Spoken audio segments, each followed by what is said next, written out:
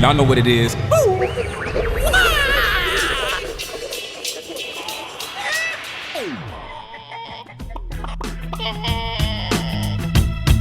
everybody, and welcome back to Eggs. Today's special guest is lawyer turned marketer and startup founder, Andy Cabasso.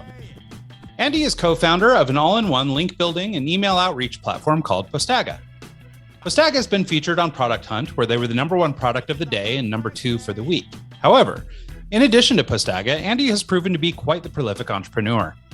After practicing law, he launched Juris Page, a digital agency who specialized in building websites for lawyers, who notoriously have horrible websites. After Juris Page was acquired in 2016, he went on to co-found Offsprout, which is touted as the most powerful white label website builder, and of course, Postaga. We have a lot of ground to cover, so let's dig in.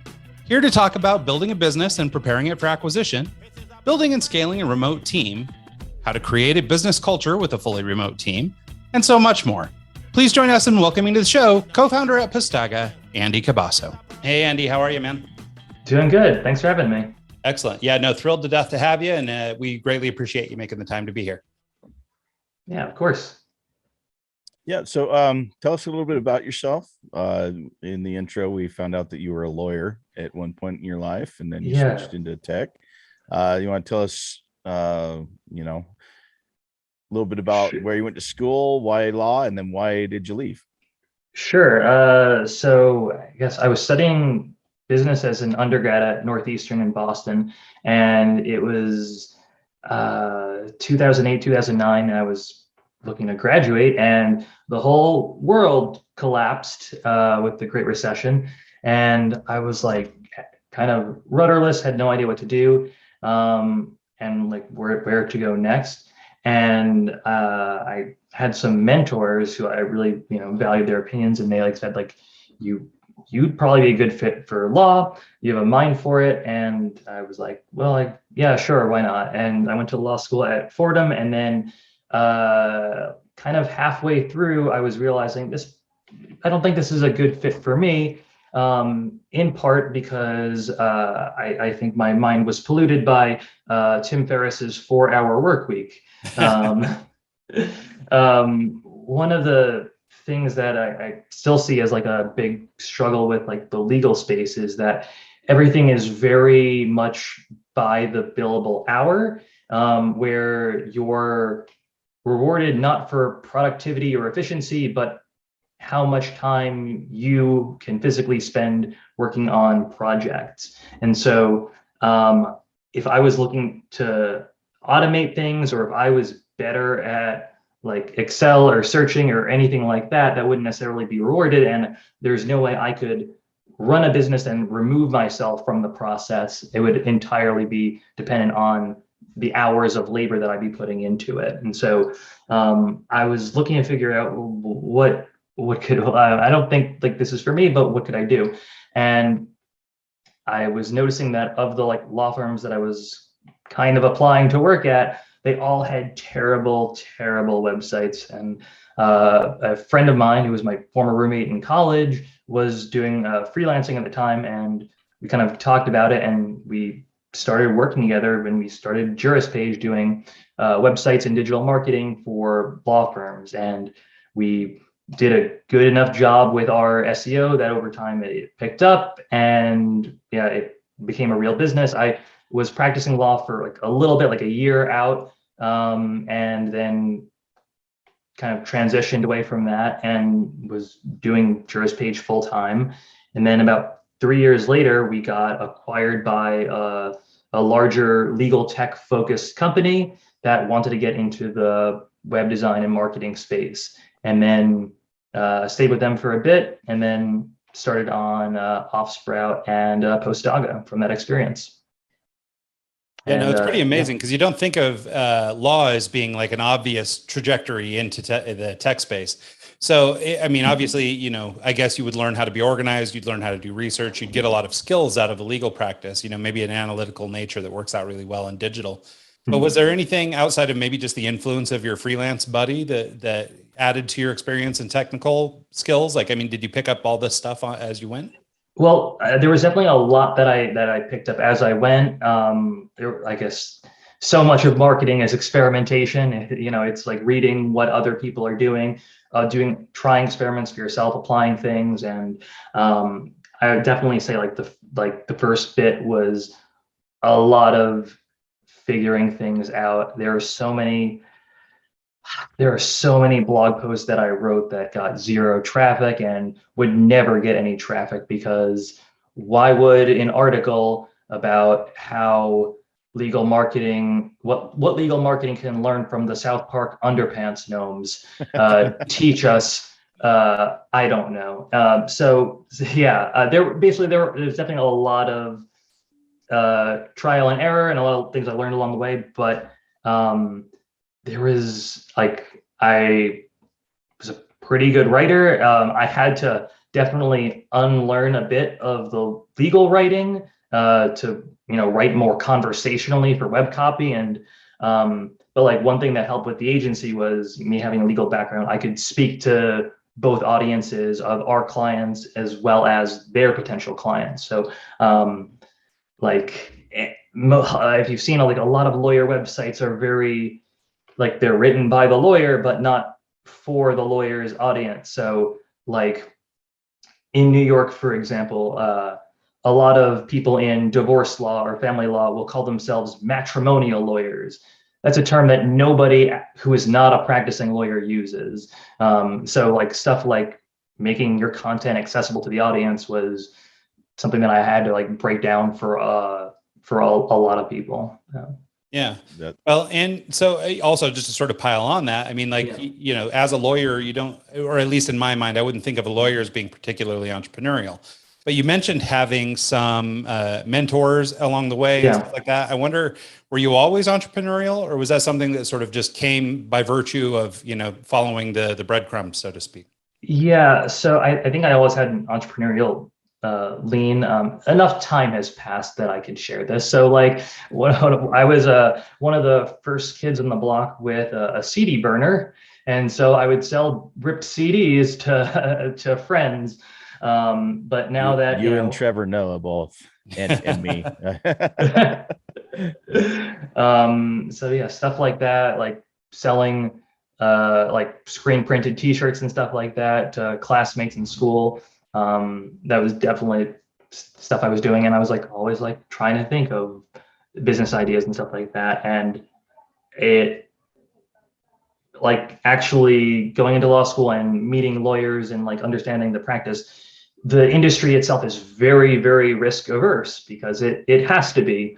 And I think I just naturally had a higher tolerance and propensity for risk. So I was like, yeah, they're like, you know, you probably like seen like if you have like a contract for anything, like there are a million pages with every single possible alternative and outcome to prevent anything bad from happening. And I was just kind of like, it's fine.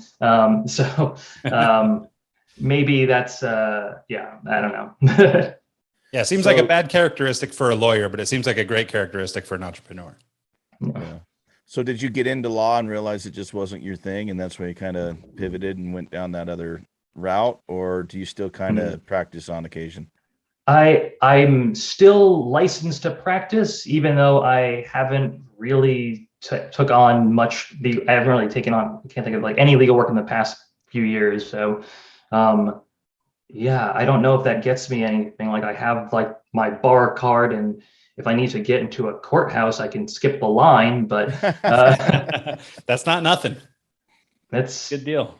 Actually, it is nothing, because a few months back I was called for jury duty, and I had my lawyer card, and I wanted to see if I could pass the line. And they're like, "What are you here for?" I'm like, "A jury duty." And they're like, "Nah, not today. You can't use that card." And so it got me nothing. Well, and I guess that's a good sign that you're not spending enough time at the courthouse to use it. That's good. I guess so.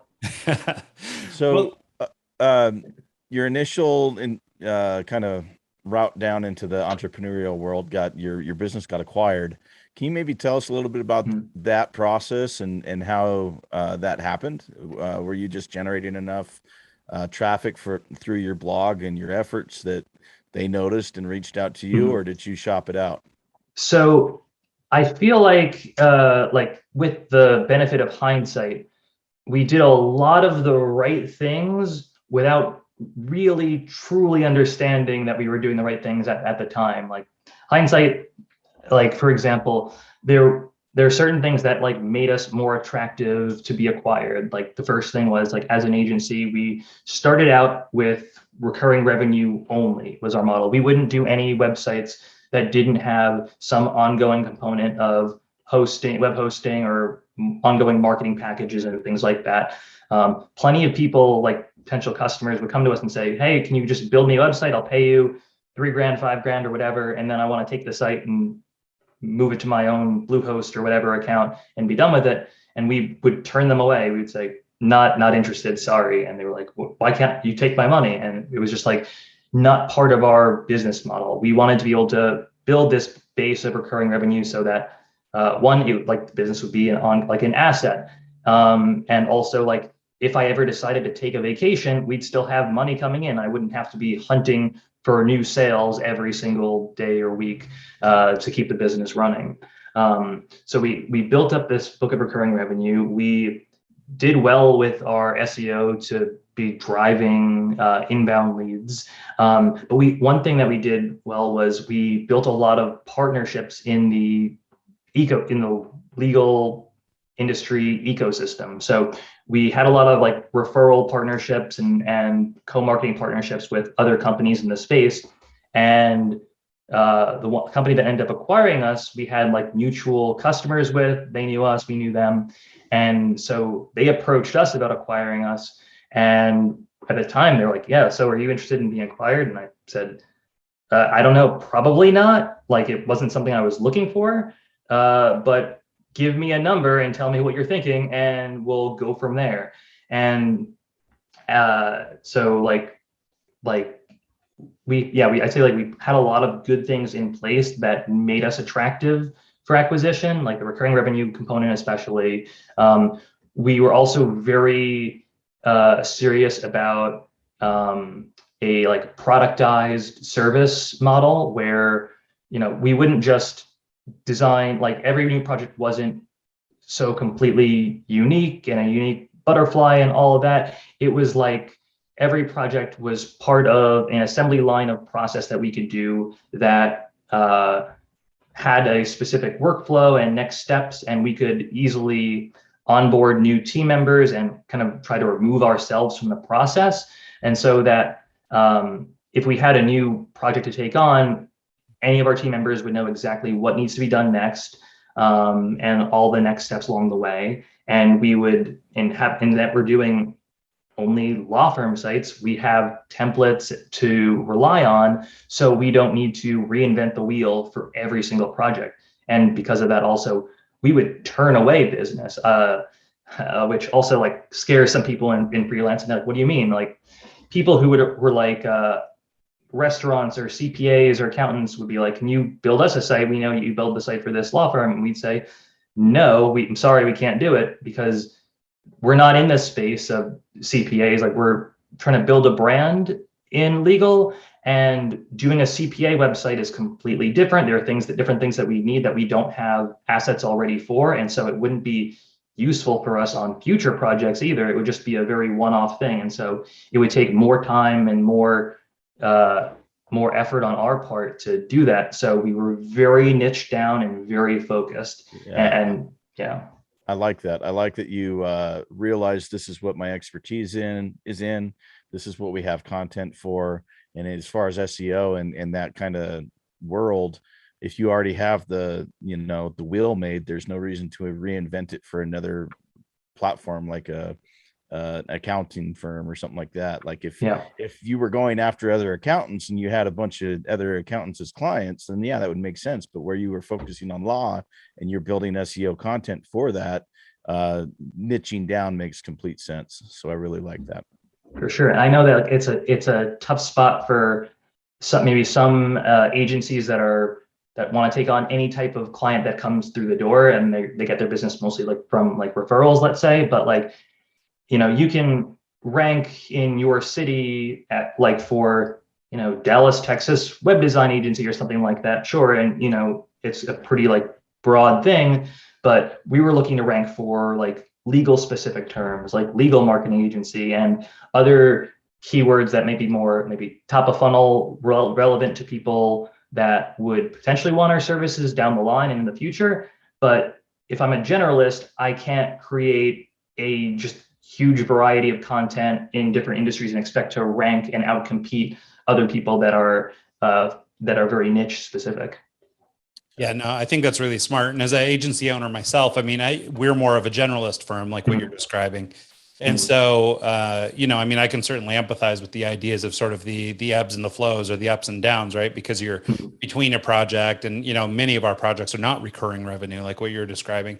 And so the fact that you just sort of stepped on all those things before they became landmines later, or without having to commit to a lifetime of running this agency, you actually built a system that was able to be easily acquired, I think is really smart, even if you did it by accident. Well, so I think one of the benefits was that my co-founder was a freelancer and he kind of like was going from project to project, and he was doing it for a few years, and he was like, I don't want to be doing this constantly. I would love to be able to take a vacation sometime, and here is how I see how I could be able to take a vacation. And so from the beginning, he was trying to engineer this productized service, this assembly line of projects with recurring revenue so that he could remove himself from the process. Yeah, it's really smart. And even just the niching down is like another one of those things that, especially for many freelancers is a super challenge, right? I mean, for creative people, they're always like, "Ooh, I want to be able to do everything," or "I want to work. I'll get bored if I just have to do that all the time." And so the fact that he was able to overcome all that or see through it, from such an early position, I think is really wise. Oh, and I can empathize with that totally. I have my wife's cousin is a content writer, is really good at what she does, but she has like some clients that she's been with for years, and like they're very industry specific, and she like doesn't just want to be the content writer for this industry because she wants a new like a variety of projects, and I absolutely totally get that.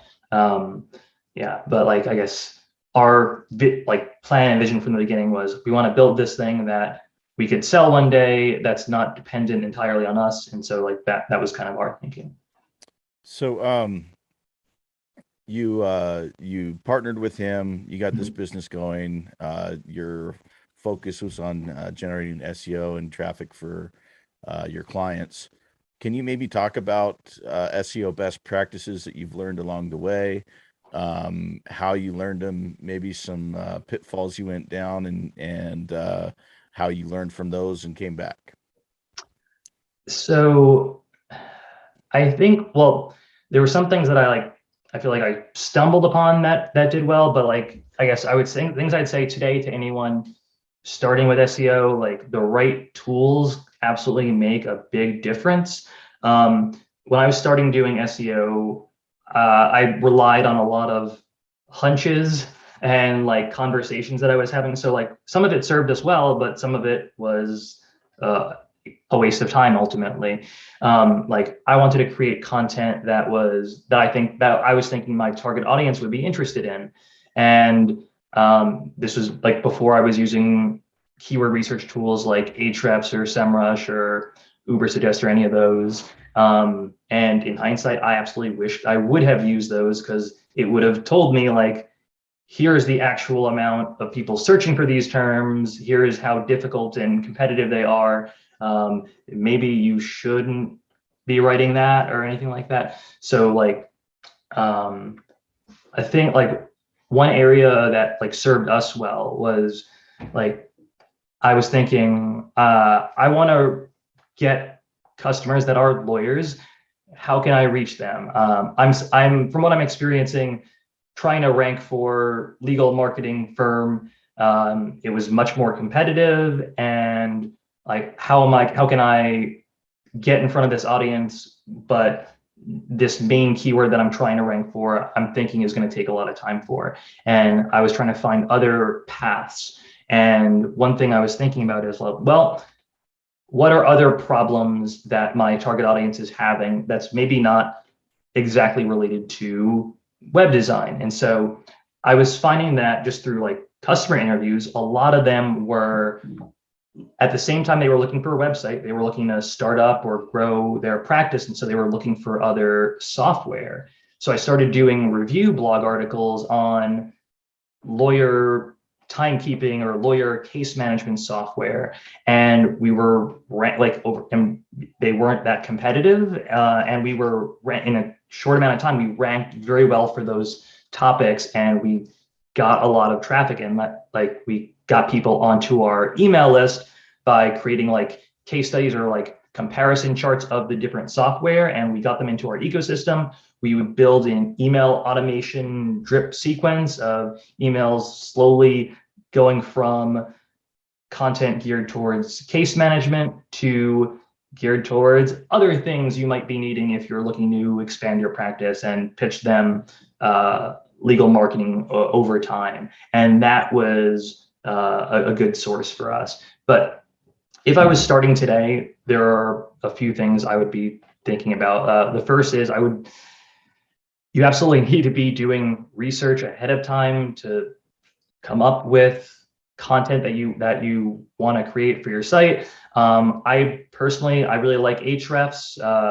The three tools that I'd say that I think most people are using with keyword research, it's Ahrefs, it's SEMrush, and also Neil Patel's Ubersuggest is another one. And from these, I'll go into these tools, I'll search for different keywords and then try and find ideas. And there are like a lot of different metrics that they have, but like generally across the platforms, there are like two metrics that interest me most. One is the search volume, and the other is the keyword difficulty. So like, how difficult is it going to be to rank for that term?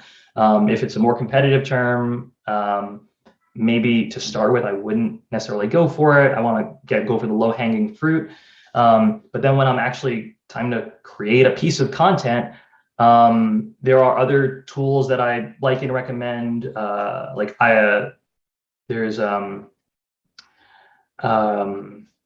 I personally use, I like Phrase, but there are other tools like Market Muse, like Outranking. Moz, Ryan Fishkin's version of it, I guess. Yeah, there are plenty of tools that can help you outline and come up with things to include in your content that are helpful. And I'd recommend using those for help coming up with your outline and figuring out what to include in your content. Nice. Yeah.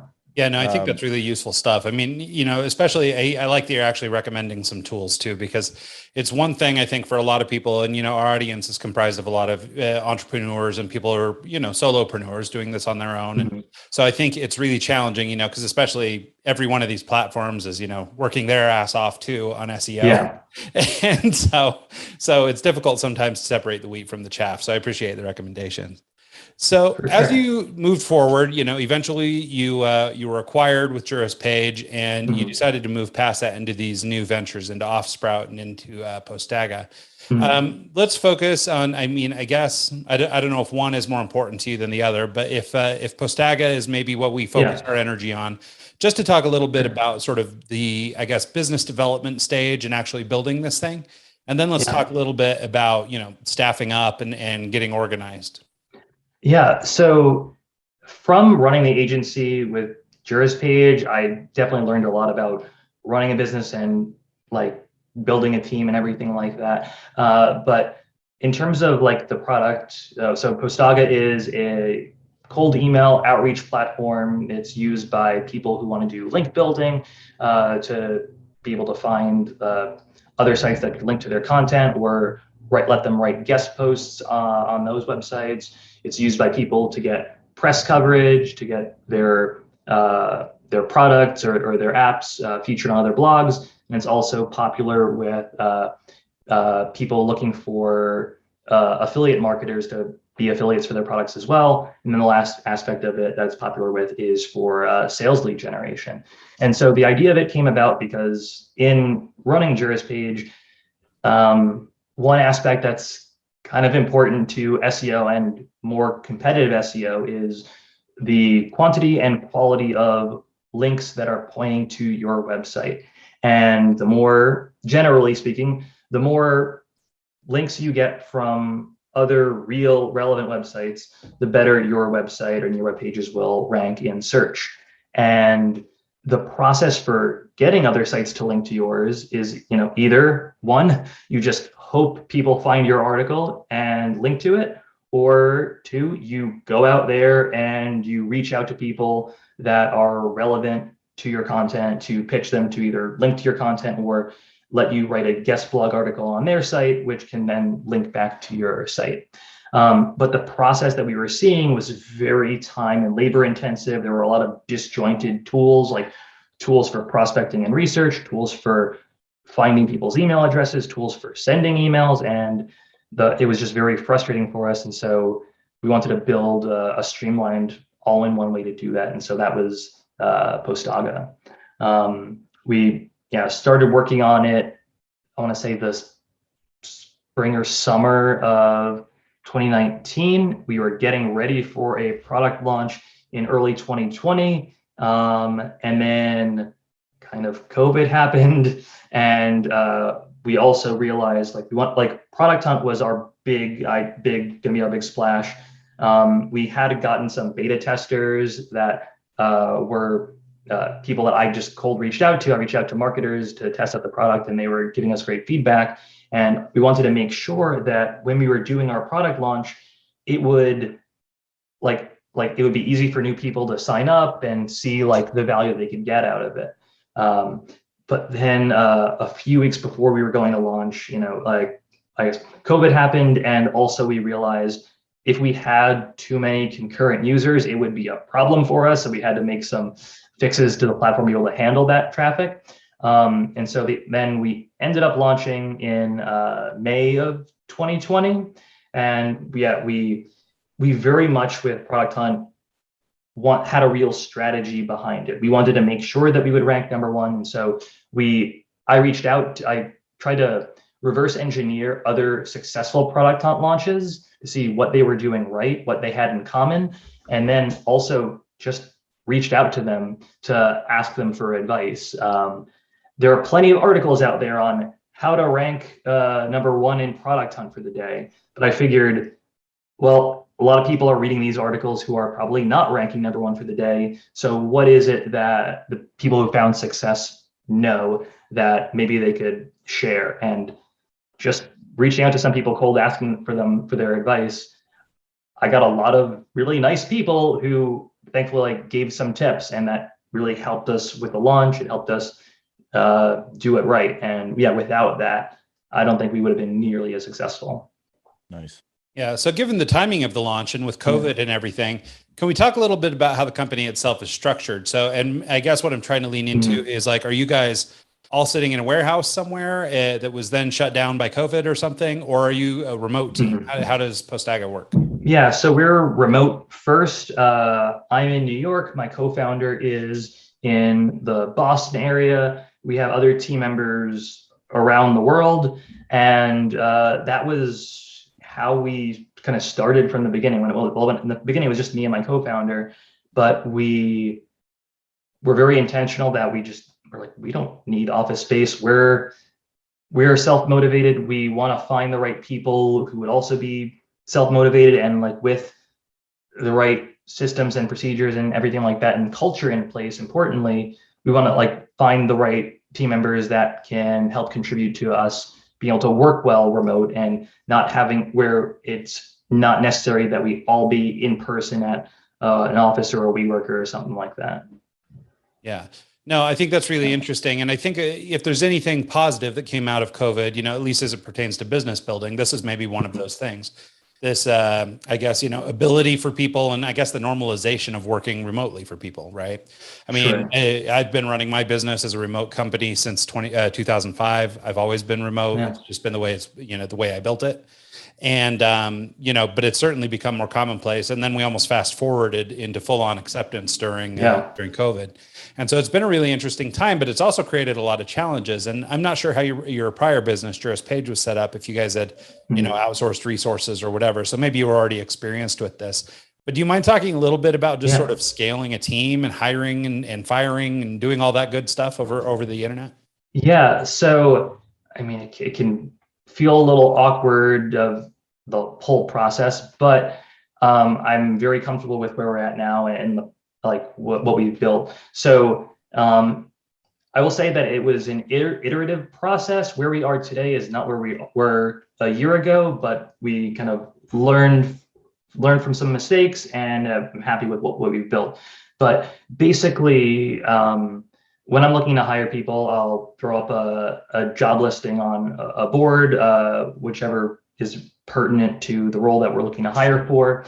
Then I will, to make my life easy, I have Zapier integrations. Basically, you fill out a form, and then when the form gets filled out, it adds a line in the Google Sheet, and I can easily review all the applications just from this Google Sheet, qualify people, and then also if I set certain parameters, they can automatically get a follow-up email or possibly a rejection email. If it's like, do you have any experience with this? And it's a key critical thing, and they say no, I can automatically send them a rejection email, which I also think is very important. I know that people are spending time to apply to your job, and I think it's important to be able to just tell them, sorry, you didn't get the position, just to let them know. Yeah, no, that's a great point. I appreciate that a lot, because I'm in the job hunt myself, and I'm applying to 3 or 4 jobs a day. And out of the 3 or 4, I maybe get 1 or 2 rejection letters. And then the ghosting is what is super frustrating, because I don't know what I did wrong, or if I did, like this or that. And so the fact that you actually acknowledge that and send the rejection letter and say, hey, thanks for applying, but it's not a good fit for us. Well, and that means a lot. Yeah, it's a trend that I've noticed in the remote work world specifically. I mean, these remote positions, some of them anyway, with the bigger companies or the more well-known companies, might get tens of thousands of applicants, right? So they're using a lot of software to cull, and they're, trimming people off by all kinds of different criteria and stuff. So, a lot of people just never hear, you put your resume into a vacuum and you never hear about it again. And, but one of the things that I found, because in the past I had looked at a couple different remote positions, and they, a lot of these businesses, I think, are a little too clever for their own good. So they put together these really cutesy application processes where it's like, oh, well, if you were a pirate and you were on a boat, how would you handle this scenario? And it's like, yeah, well, okay, so now you're asking me to write you an essay, right? So now I'm burning an hour applying for your company or more. And you're not even going to trouble me with an email or say, hey, sorry, we didn't like the pirate story or whatever. Oh my God. And so, and I saw a lot of them that were doing that, and I think they're doing it as part of culture, right? So this is something we can talk about too, is remote culture. But it's, I think they were trying to be fun, but what it ended up being was actually a lot of extra work for applicants. Right. Yeah. It ends up being extra work. And then to not give someone, to let them know they didn't get the job is frustrating, because then you were in this limbo of just waiting to possibly hear something, anything. And the least they could do is tell you, sorry, you didn't get it. If you didn't meet their qualifications for an interview or anything like that. And I've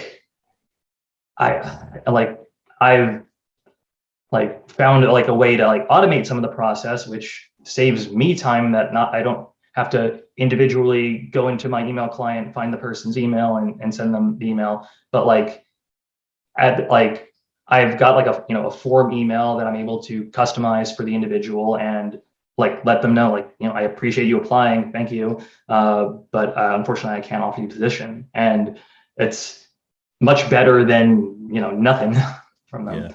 But let's talk a little bit about Postaga, Yeah. and the feature set that it offers.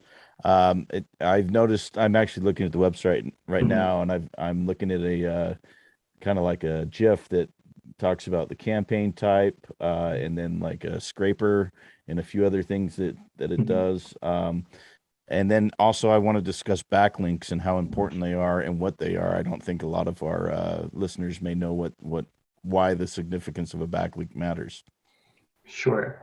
So basically, Postaga is an all-in-one tool that helps with cold email outreach. Basically, the workflow is pretty simple. No matter what type of outreach what you're doing outreach for, whether you're doing it to get links or get press coverage or find sales leads, the workflow is basically step 1 is prospecting to find the right websites or blogs or podcasters or affiliates to connect with, then finding their contact details, then building and sending an email sequence with follow-up emails that are tailored to these people. And then like when you get replies, we have a built-in CRM, so you can manage those conversations and yeah, like move these leads and opportunities further.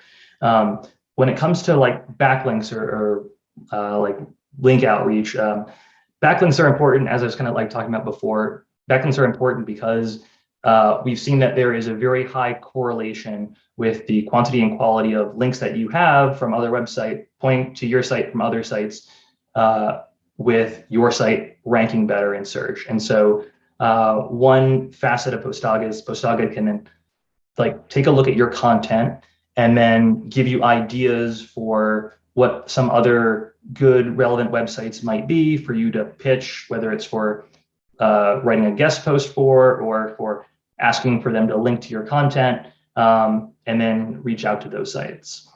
So will the website, like for our podcast, for example, we have a ton of good SEO content on our website that would Postaga go through and look at all the content on there, look at keywords, and try and link us up with other companies, podcasts, whatever, to try and create those connections and create those backlinks? Is that what it would do? So one feature that we have is called this content hub, where basically you throw in your site URL and then Postaga will break your site down basically and see like, here's what you're ranking for. Here are some sites that are similar or relevant to yours. Here's a list of all your content, and here's what we think is like the best performing content that you might want to run outreach campaigns for, and then give you a list of suggested outreach campaign types to run with suggested keywords so that you can find other sites to connect with. Nice. Yeah. I like that. Yeah, no, it's super cool. And in fact, I will say, I set up a free trial just before we got on here. Unfortunately, I didn't have a lot of time to really dig into it, but it seems like the suite of tools is, massive, but also really powerful stuff. So, but I do think that some of it is just going to, be a matter of taking time to actually learn how to do that stuff. Cause like Mike was saying, I think sometimes we don't know what we need until we need it. Right. Yeah, for sure. Yeah. Okay. Yeah. Well, so one of the other things I wanted to talk about, since, we talked a little bit about, hiring remotely and how to find work that way. But one thing that I sort of touched on was this idea of company culture. And one of the things that is really challenging for remote companies is distributing their culture across, Slack or whatever tool you're using. Yeah. And so I wonder if you wouldn't take a minute and just sort of talk about what you guys are doing. I'm not entirely sure how big your organization is. So you may not have all the problems of like a giant enterprise type company yet, but nonetheless, you're building the infrastructure that will probably become that. So I wonder if you would talk a little bit about just sort of company culture on a remote team. Yeah, so we're a pretty small team. There are 9 of us. And I have one thing I just remembered I wanted to mention about earlier, when talking about onboarding. One thing that we found very helpful to onboard new people, especially if you're in like very different time zones, like if someone on your team is in Asia while you're in North America, like you can have potentially a 12-hour time difference, and to train people can be difficult. So if you're going to be hiring multiple people potentially for the same role, what I did was I would create a curriculum basically with like video content and guides and things like that to onboard team members. And like when I would train one person, like capture our Zoom conversation and use that as training materials for future people. And I have all new hires for that position go through like that content basically, and they're going through like an internal online training academy at their own pace, which saves me time from having to train them. It lets them work do it on their own time and their own schedule, and I don't have to do it all over again. I actually really like that, because if you think about it, that person that's coming into that position or that role is going to have a lot of the same or similar questions as the people who will be coming in the future. So by capturing that actual initial training call and then using that as your training material, it not only saves you time, but it also answers a lot of the same questions that the people coming in will have. So that's really smart. Yeah, I like the first iteration was I made like a Google Doc and here's our training materials. And then I would just share links to videos that I created. And then I came across like an AppSumo deal for like a create your own course sort of thing. And I just took our content and threw it into a training course. And now I have an internal course for that.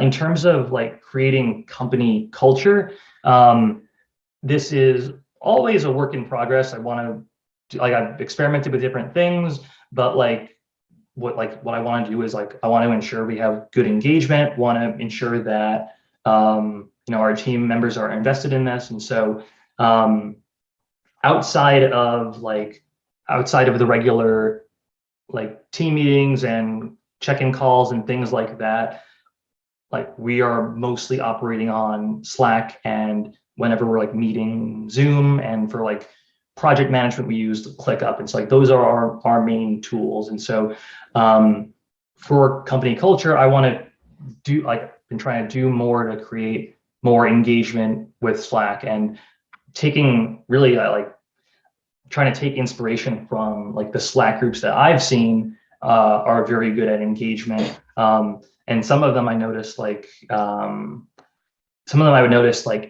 have like a person whose role is community. And while I don't have the resources, or like I don't have like the need for like a full-time person who's focused on community or like team, like it really seems like kind of like an HR role sort of thing.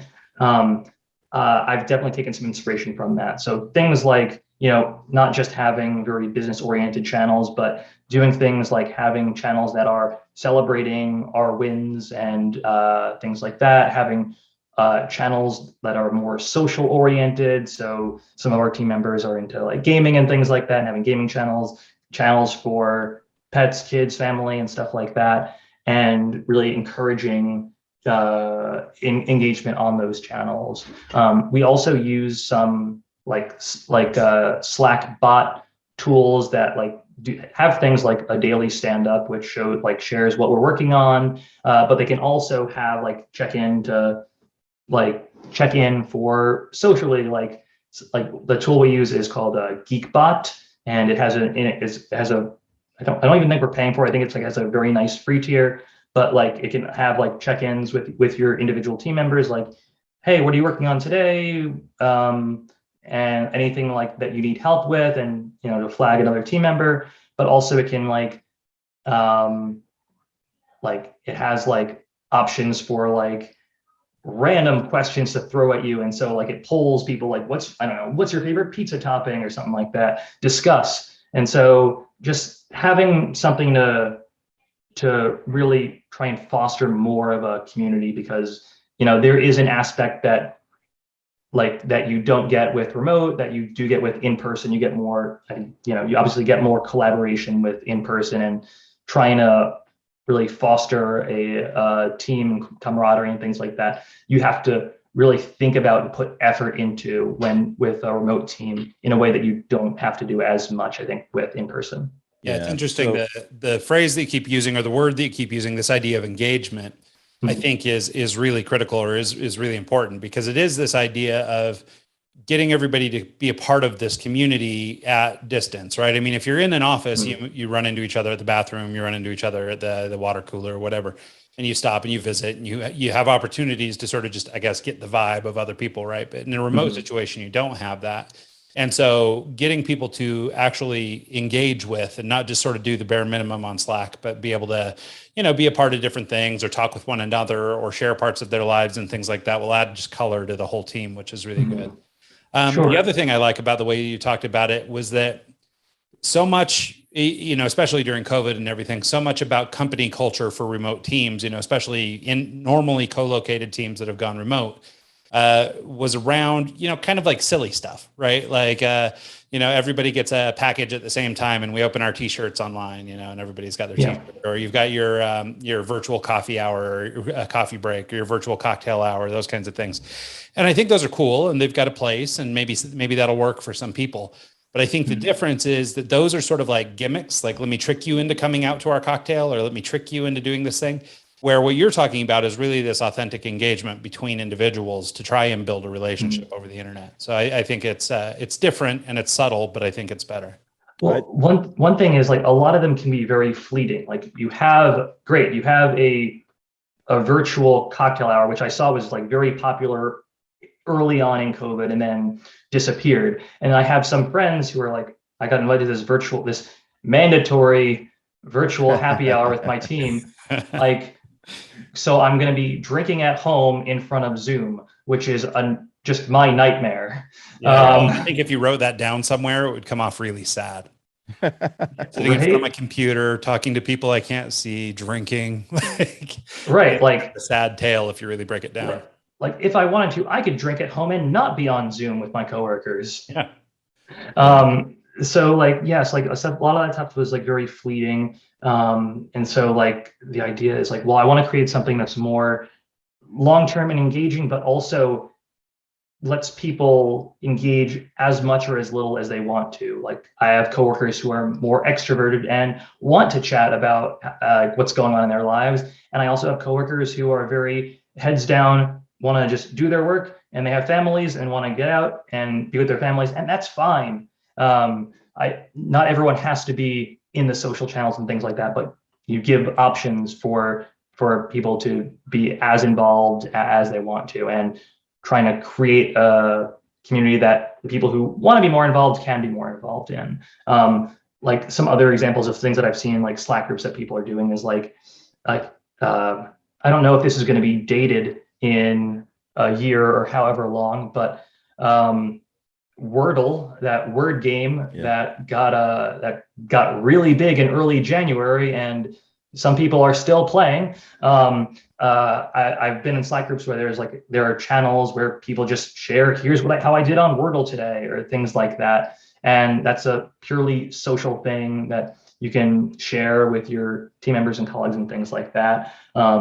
Others, like, there are like trivia games and things like that, other kind of low stakes sort of social things that you could talk about. So for me, if I knew that like the daily stand-up was a bot, I wouldn't be very happy about that. I would be like, the daily stand-up for me is like, I want to talk to the person who is the person in charge of me. I want to actually have a back and forth with them versus just this is what I'm doing, thanks bot. That to me, I wouldn't really be down with. Have you seen any kind of like with the bot that you use, have you seen any kind of like backlash because of that, or people not wanting to actually join in on the conversation because they know it's auto-generated? Well, so basically, like, I think the benefit of it is it can be very like department focused. So like, I guess it could also be like big picture focused. And like with our team of like 8 or 9 people, like it gets visibility into what other people on your team are working on that you might otherwise not know about.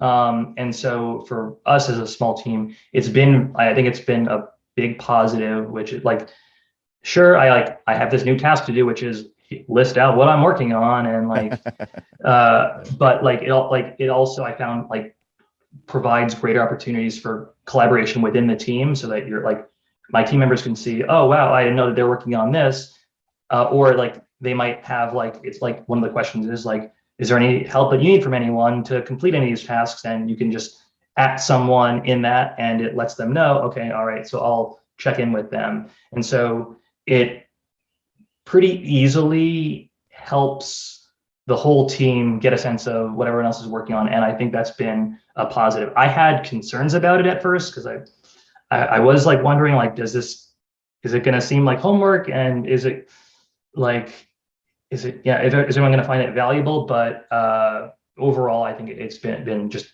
hugely beneficial for everybody to get really more ownership of their projects and work, and also to get a better sense of what other people are working on, to see like what else is going on at this company. Because if your department is more siloed and you have more specific tasks that you're working on, you may have no idea what other people are working on or how that's relevant to the company.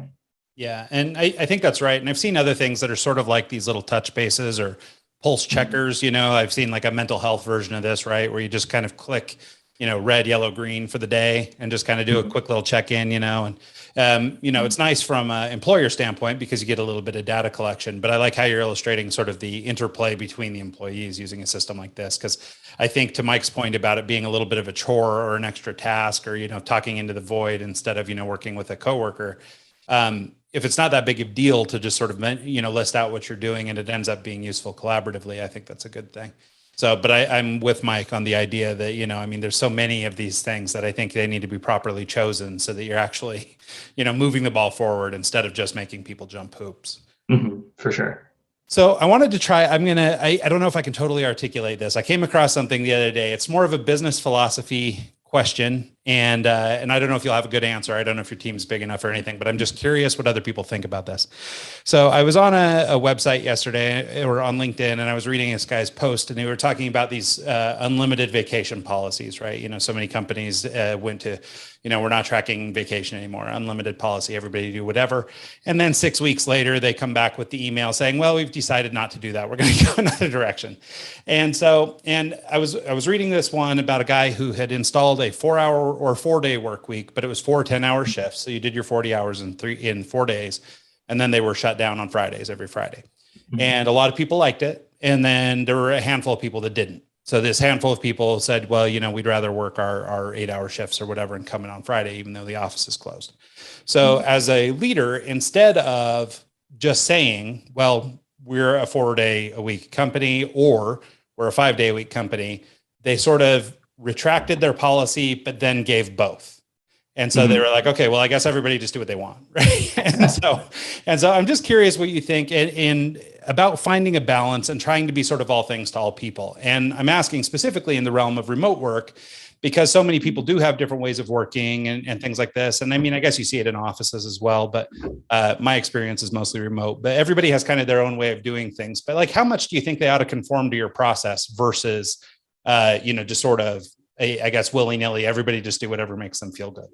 Sure. So I think it's important for the organization first to recognize, well, what is most important to the organization, and then work from there. So like me personally, like you could be working like you could work, if you get all of your work for the week done on Saturday and Sunday, I don't care. Like if you like, every team member, every department has metrics, and those are like the important things. And like, those are high level, the things that are important for everyone's role. And if you're hitting your marks and reaching your goals and metrics and things like that, I personally don't care. And so like, we're very upfront that like, we don't like, you could be working opposite hours, like, and we are all around the world. And so we knew from the beginning, we'd have people working at not necessarily on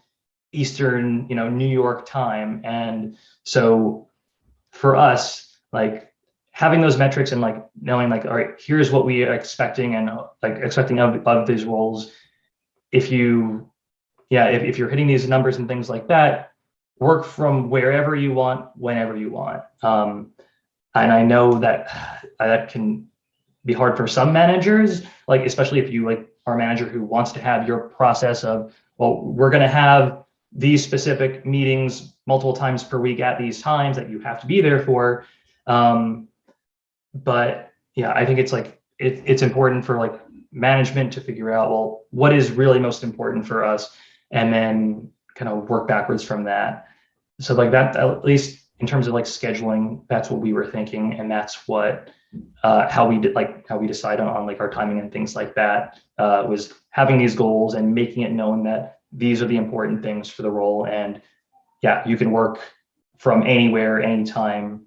And if we see that you're hitting these numbers and everyone has full visibility into their numbers, that's also an important thing. But yeah, if everyone has visibility, then I'm okay. And we're okay with that. Yeah, I think that's the right way to handle it. Just, if metrics are laid out and expectations are clear, and everything, then I guess the rest kind of doesn't matter. Right. Like, I mean, as long as you're accomplishing what you say you'll accomplish, then like, we don't have a problem. Like you're good to go. So we don't need to fix this issue as long as you're doing that.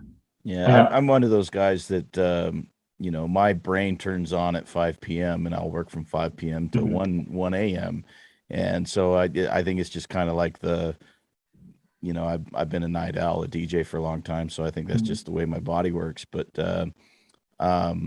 I like the fact that you have metrics that you base off of and that it's public so other people can see that, so-and-so might not be pulling his weight, and it kind of, it makes him kind of realize, other people can see that I'm slacking here. So it's kind of like a self-motivator right there as well. But I think that that's actually one of the issues with these guys that go and do these, Wild West, we're not tracking vacation time or whatever. I mean, most of the time they find out that people don't take even, the time they would have been allotted anyhow. I mean, we could talk forever about like the unlimited vacation scam. But yeah. Oh my well, gosh. And it's exactly that though. But what I was going to say basically, or just to tie it into this, was that there's a sort of an implied social pressure, right? I mean, yeah, you can be gone all you want, but if you're gone, what is everybody at work thinking about you? So there's sort of this social pressure that I think when there isn't structure around time off, when we're not saying, okay, you have 14 days a year or whatever, then, with no structure, it's like sort of with all the freedom, you're not free, that kind of thing. Right. We need some boundaries. And I think having boundaries actually gives people more latitude. So I have seen another company that just, they gave an exorbitant amount of time. Here's 36 days a year or something that you can take off paid, and versus a policy that's totally unlimited. And they're finding most people take about 20 hours or something a year. It's like not that big a deal. Yeah. So, Andy, we're kind of coming on that time. Do you want to tell us one more time where people can reach out, how they can get in contact with you if they feel like you could be a help to them? Sure. I'm pretty easy to find on the internet. There are not any other Andy Cabassos or Andrew Cabassos that I know of, which is, I guess, good. Thanks for my parents for naming me that and not John Smith. Hey, Mike Smith here. Leave me alone. Well, on the bright side, you can go anonymous. And if you, do something incredibly embarrassing online, you won't be able to find it.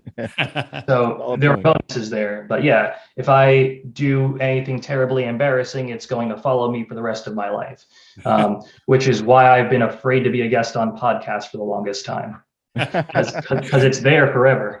Yeah, it's true. Well, and we make sure that, anybody that acts a fool on this show, we put a big red flag on it. So, the press can come see it. Makes it easy. Absolutely. But yeah, so I'm Twitter at Andy Cabasso, LinkedIn, Andrew Cabasso, Facebook. We have a group called Grow Together SEO that is all about cold outreach and SEO. And website is postaga.com. And if you want to try it out, using the promo code FRIENDS50, that'll get you, I think that's the promo code. That'll get you 3 months at 50% off. Nice. Cool. That's awesome. Well, I was going to say, I signed up for the free trial, but I think I need more time to play with it. So that'll be a good way to experiment. So cool. Well, thanks so much, Andy. We really appreciate you making the time to be here. And this is a great talk. Lots of interesting stuff. For sure. Thanks for having me. Yeah, absolutely. Thanks so much to everybody who tunes in this week and every week, and we'll see y'all next time.